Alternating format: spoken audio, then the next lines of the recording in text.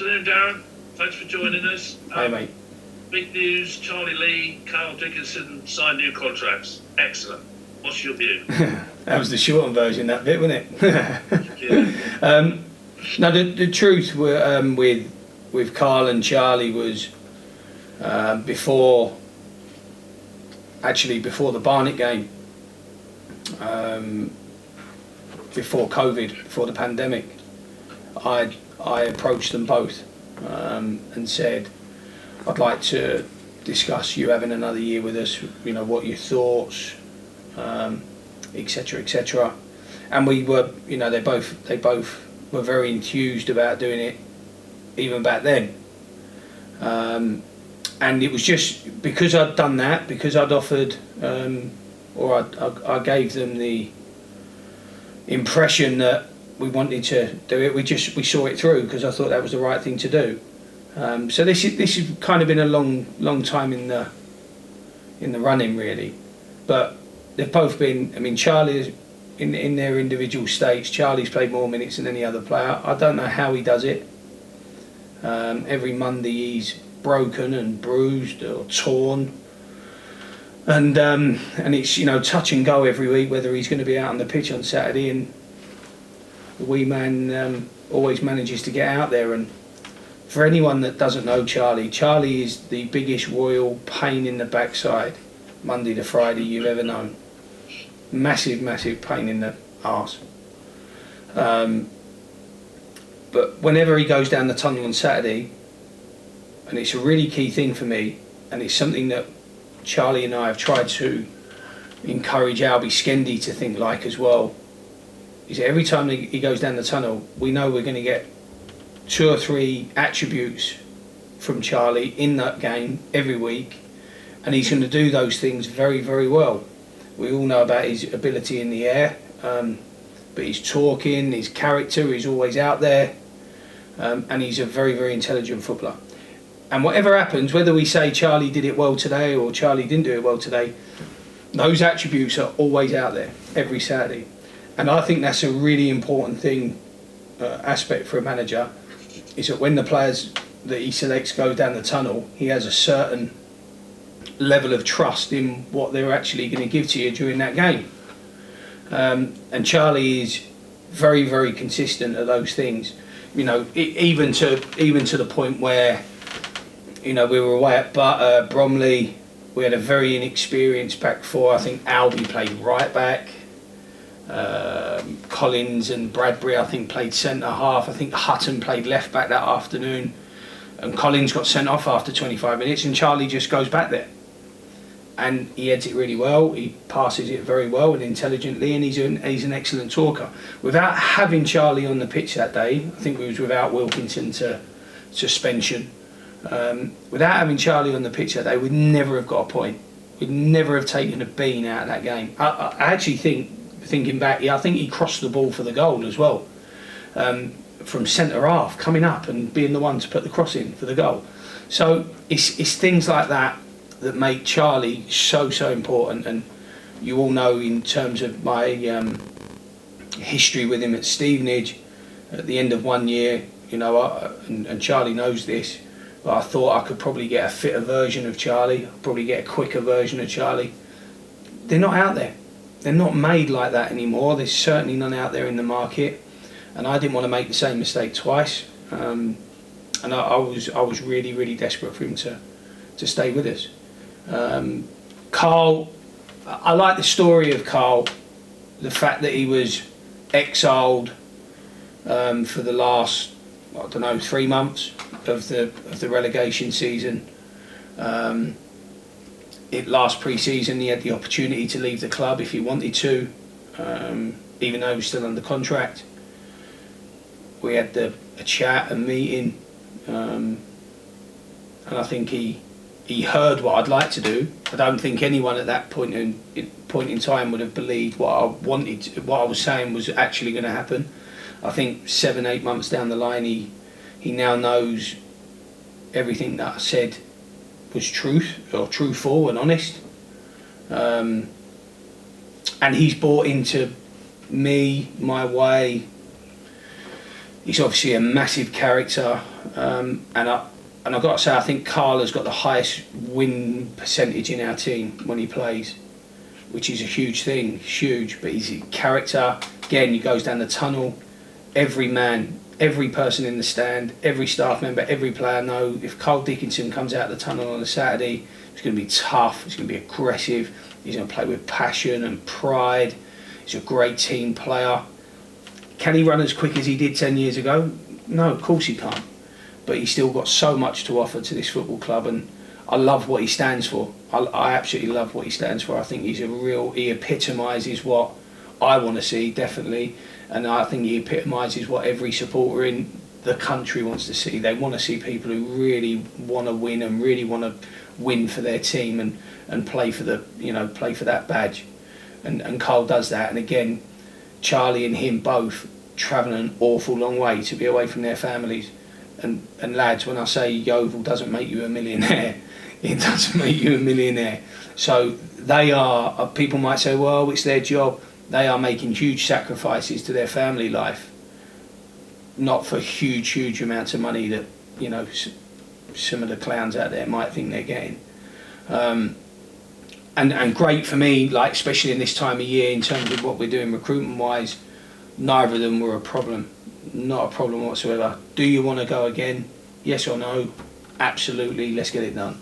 So very simple, hugely important, and again, real coups for the club that these types of people want to stay and play for Yeovil. Longest answer ever. Of course, they've both been there and done it and worn the T-shirt as well, which gives you oodles of experience for the team, doesn't it? Yeah, I don't, you know, I can't speak for all of the players that are out of contract because of our financial footprint at the moment, but I really don't want to lose that experience that we've got in the dressing room and that character in the dressing room, because we all saw a characterless team, you know, 2 years ago in League Two. We saw that team. It had no personality, it had no spine, and it didn't have that real desire and determination. And this team has, and it's absolutely its unique selling point. This team is their character, and I don't want to lose that. I really don't want to lose that. So Charlie and Carl are huge. You know, Carl is Lee Collins is second in command really, and Charlie is very close because of his personality. So they're huge leaders in the dressing room. And you know, Carl, the great thing about Carl, he knows when to shut up. But Charlie, my life, he can talk, that fella. Have you got any other ongoing discussions at the moment that are sort of well advanced? No, not really. No, not really. We're not in that position. We are case by case. Again, Charl and Carly. Carl and Charlie. I'll take me big fat foot out of my mouth for a minute and talk. Carl and Charlie, I had to really think that time, were both, you know, offers that I made, or discussions that were made back in March really, and we've just followed through with it. You know, we've followed through with it, but you know, there's still an additional wage to pay during a very, you know, treacherous time for the world of the economy of football. So you know, it's very much case by case. If you look at it, you know, with all due respect to anyone else who's out of contract, Charlie played more games than anyone. Carl's got the highest win percentage. You know, statistically, there's good evidence there to say they deserve to be here another year, and they're desperate to be here another year. It was actually, you know, it was quite nice just for them to say, yeah, let's do it again. Now you've come out already and warned everybody that, you know, it's not going to be easy this season, both in terms of the financial constraints, but also obviously, you know, pandemics and all the rest of it. How difficult are you finding negotiations where you have tried to start them? No, we've not had. We've had one. We've had one that's for an external player that's ongoing. It's not close yet, but we've won. I've not had any problems at all, because to me as a human being, forget about me being manager at Yeovil, me as a human being and the relationship I've got with a group of players, is my duty first and foremost was to try and ensure the retention of those players. forget about anyone on the outside. We was only 10 points away. We're not that far away. 3 wins, mate. 3-4 wins away. So, you know, I thought that group of players deserved and are deserving of the respect of every part of me trying to ensure they have a job next year, because they all wanted to stay. Every player that's out of contract wanted to come back to Yeovil. I was absolutely dumbfounded by it. I couldn't believe it. But they all wanted to come back. And I always felt that my duty, again, as a man, as a human, was to try and create some sort of opportunity for them to have employment at Yeovil and in football. Because they've gave the sacrifice that some of these boys made, people still don't quantify. You know, I know we've all made sacrifices, but they make huge sacrifices. Some financial, some emotional, in terms of being with their family. And I love that about them, absolutely. And if I could have kept every one of them, and I know I speak for Scott as well when I say this, if we could have kept them all, we would have kept them all. I promise you. But at the moment, it's case by case, and it's not necessarily what we want, it's what we need now. And yeah, it's tough, very tough. I find it quite difficult to talk about because I feel like I'm betraying, you know, the other boys. And they were wonderful, wonderful people to work with. How many do you think you're going to need to get in, Darren, before you sort of got a reasonably workable squad? I think we're at 14. I think might be 13. If we get anywhere near 18, I'll be delighted. I'll be absolutely. I'll be doing backflips. Roly-polies maybe. Roly-polies and like a semi-cartwheel. But if we get anywhere near that, I'll be really pleased. I still think we need some cover in the back four. I really think we need that. You know, the amount of times when I said about the Bromley game, we had 3 young lads, 2 in particular, playing out of position that didn't really know the role. We had the same at Wrexham. We had the same, even though we got a good result, we had the same here when we had Osho and Williams at centre half, 2 young lads. I'd still like to have a little bit more experience and cover at centre half. Maybe a centre half who can play in midfield as well. Maybe a defensive midfield player, stroke centre half. A bit like a young Lee Collins really. Play right back, play centre half, play midfield. Just to have another one of those, I think would be very advantageous. And I mean, when I started last year, we started with a back 3 because I thought that was probably the most obvious way of trying to get the group of players out on the pitch to play. And it might be that we have an option of playing a back 3, which would be nice. I think Collins suits a back 3. I think it gives a little bit more licence to Wilkinson. And yeah, so it just gives us a little bit more depth. The biggest thing with this National League, and it is different to League Two, is that if you go to any game, Harrogate was another one where we didn't have that depth. You know, if you go anywhere and you're not physically, psychologically strong and robust, you just get moved to one side. It's a brutal division in that sense. So we have to make sure that we learn some key lessons.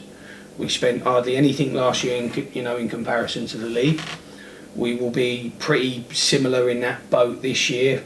There'll still be some teams, the Stockports and clubs like that race away, and good luck to them. No disrespect to them on that front.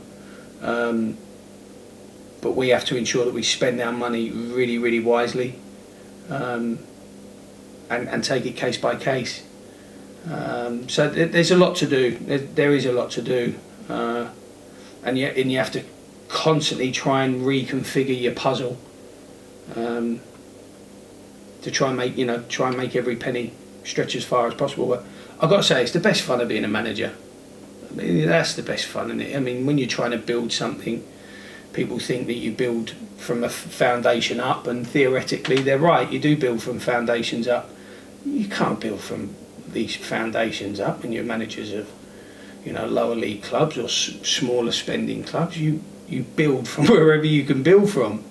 you just keep working at it, and hopefully it gets as big and as tall as possible. But you know, it is good fun trying to find all these solutions, day in, day out. It is a day in, day out thing. Do you think players generally, in view of the circumstances we all find ourselves in, are going to be more realistic about their wage demands? No, they're clueless. Absolutely, no, they're clueless. I mean, I can't, you know, I'm not talking about 100% of footballers are clueless, but some of the things I get, you know, whiffed to, it's clueless, absolutely. Not living in the real world, obviously. No, they're sheltered, Aid. They're sheltered by the fact that they kick a ball around. It's balmy, absolutely balmy. I think normally on average there's about 800 footballers out of work every year. They tell me this year's going to be 1,100, and they want more money. Should make life easier for you if you've got 300 more people to pick from. Though. The problem is, it's like that was easier last year, definitely, because we had 15 spaces. Yeah. This year we haven't. We got 3, 4 tops. So actually our net is smaller because of what we've started to, or what we've carried on with. It does make it harder, but like I said, that's the fun of it. The whole journey, the whole campaign of being a football manager is you just do the math and you work out one problem at a time and you try and create the most logical solution. That's all you can do. The rest is so out of your hands. But that's, like I said, that's the drug, isn't it? That's the fun of it. You gave us 3 friendlies last week. Any more firmed up yet? Did I tell you about Weston-super-Mare? Yeah, you mentioned Weston, Stratford and Newport. I think we're going back to Dorchester at one point. I offered a lot of teams that requested the games. So obviously I made this appeal out to trying to support the community. Actually, because the seasons are staggered, it's been really difficult. So because we're kicking off on October 3rd and a lot of these teams are kicking off middle of September, our spaces are our window's very, very small for some of these teams because they're into league action straight away. And obviously everyone's going to be playing Saturday, Tuesday.